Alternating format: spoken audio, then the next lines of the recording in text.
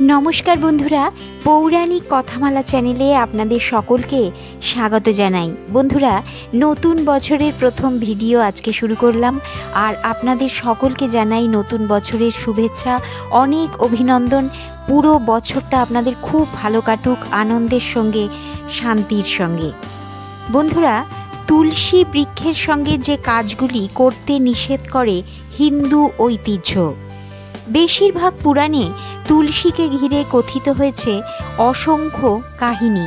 এই কাহিনীগুলি থেকে তুলসী সম্পর্কে এমন কিছু কর্তব্য অকর্তব্যের বিধি উঠে আসে যা সত্যি কৌতূহলোদ্দীপক।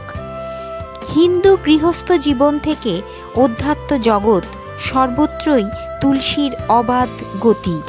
হাজার হাজার বছর ধরে এই গাছটিকে পরম পবিত্র বলে বিবেচনা করে আসছেন কোটি কোটি মানুষ। তুলসীর ভেষজ গুণ অসামান্য, কিন্তু সেই সঙ্গে তার আধ্যাত্মিক গুরুত্ব অপরিসীম। বেশিরভাগ পুরাণে তুলসীকে ঘিরে কথিত হয়েছে অসংখ্য কাহিনী। এই কাহিনীগুলি থেকে তুলসী সম্পর্কে এমন কিছু কর্তব্য অকর্তব্যের বিধি উঠে আসে যা সত্যি কৌতূহলোদ্দীপক। হিন্দু বিশ্বাস অনুযায়ী প্রতিটি গৃহে তুলসী বৃক্ষ থাকা প্রয়োজন। এই বৃক্ষ গৃহকে রোগ শূন্য রাখে।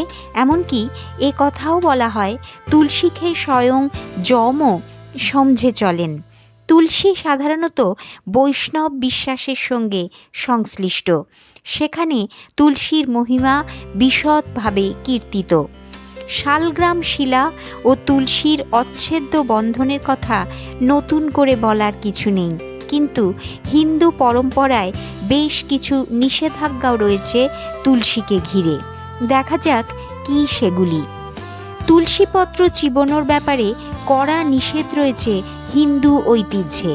তুলসীপত্র সেবন করতে হলে তা জল সমেত গিলে ফেলাই বাঞ্ছনীয়।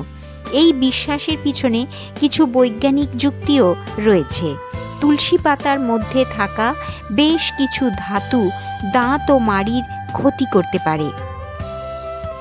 শাস্ত্রমতে বাড়িতে তুলসী গাছ থাকলে কি কি উপকার হয়? তুলসীপত্র শিবলিঙ্গে প্রদানের ব্যাপারে কড়া নিষেধ জারি করে হিন্দু পরম্পরা। পুরাণ অনুসারে তুলসী ছিলেন মহাপরাক্রমশালী অসুর জলন্ধরের পত্নী। দেববরে অজেয় হয়ে জলন্ধর বিরাট প্রতিপত্তি লাভ করেন। এমতো অবস্থায় শিব ও বিষ্ণু ছলনার আশ্রয় নিয়ে জলন্ধরকে হত্যা করেন। ক্ষুব্ধ তুলসীকে সন্তুষ্ট করতে বিষ্ণু তাকে বর দেন। তিনি বিষ্ণু পদে স্থায়ী স্থান লাভ করেন। কিন্তু শিবকে ক্ষমা করেননি তুলসী। তিনি শিবকে অভিশাপ দেন। সেই থেকেই শিব পূজায় তুলসীপত্র নিষিদ্ধ হয়। পরম্পরা অনুযায়ী রবিবার একাদশী তিথিতে এবং চন্দ্র ও সূর্যগ্রহণের সময়ে তুলসীপত্র চয়ন নিষিদ্ধ। তুলসী বৃক্ষের প্রতি কোনো রকম অশ্রদ্ধা প্রদর্শন হিন্দু মতে পাপ বলে গণ্য হয়। শিবের মতো গণেশের পুজোতেও তুলসী নিষিদ্ধ।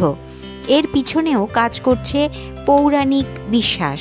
কথিত রয়েছে একদা তরুণ গণপতিকে অরণ্যে ধ্যানস্থ দেখে তাঁর প্রেমে পড়েন তুলসী, কিন্তু গণেশ জানান তিনি ব্রহ্মচারী। প্রেম বা বিবাহ তাঁর পক্ষে সম্ভব নয়।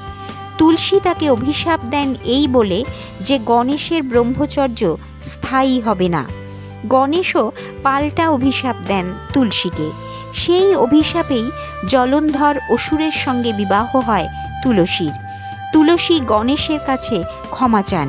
গণেশ জানান তুলসী দেবত্ব প্রাপ্ত হবেন, কিন্তু তার পূজায় কখনোই তুলসী ব্যবহৃত হবে না। গৃহের অভ্যন্তরে তুলসী বৃক্ষ স্থাপন নিষিদ্ধ। এখানেও পৌরাণিক কাহিনী বিদ্যমান। স্বামী জলন্ধরের মৃত্যুর পরে তুলসীকে বিষ্ণু বরদান করলে বিষ্ণুর সঙ্গে তুলসীর সখ্য গড়ে ওঠে। বিষ্ণু তাকে চিরসখী হিসেবে মর্যাদা দেন। তুলসী বিষ্ণুকে অনুরোধ করেন তাকে গৃহে নিয়ে যাওয়ার জন্য, কিন্তু বিষ্ণু জানান তার গৃহে লক্ষ্মী রয়েছেন। সেখানে তুলসী থাকতে পারেন না, ফলে তুলসীর স্থান হয় গৃহের অঙ্গনে। বন্ধুরা, ভিডিওটি ভালো লাগলে অবশ্যই একটি লাইক ও কমেন্ট করে সাবস্ক্রাইব করে দেবেন।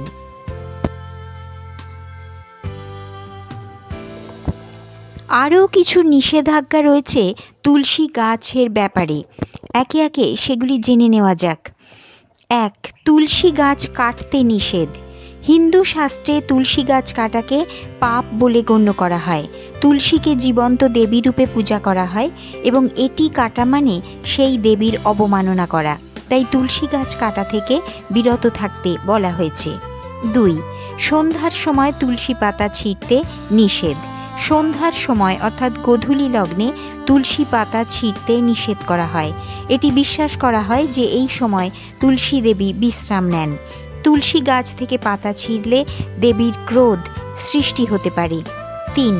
অশুদ্ধ অবস্থায় তুলসীর কাছে যাওয়া নিষেধ।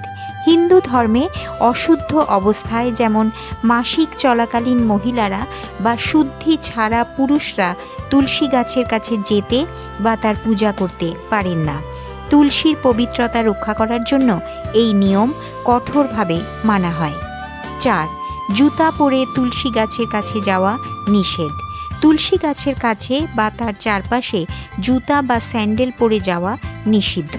এটি অপবিত্রতার চিহ্ন এবং তুলসীর প্রতি অসম্মান প্রদর্শন। 5. তুলসী গাছের চারপাশে ময়লা বা আবর্জনা রাখা নিষেধ। তুলসী গাছকে পবিত্র স্থান হিসেবে গণ্য করা হয়। এর চারপাশ কোনো ময়লা বা আবর্জনা রাখা উচিত নয়। এটি ধর্মীয় নিয়ম লঙ্ঘন এবং তুলসী দেবীর প্রতি অবমাননা। 6. মাংস বা মদ্যপানের পরে তুলসীর পাতা স্পর্শ করা নিষেধ। মাংস বা মদ্যপানের পরে তুলসী গাছের কাছে যাওয়া বা তার পাতা স্পর্শ করা শাস্ত্রসম্মত নয়।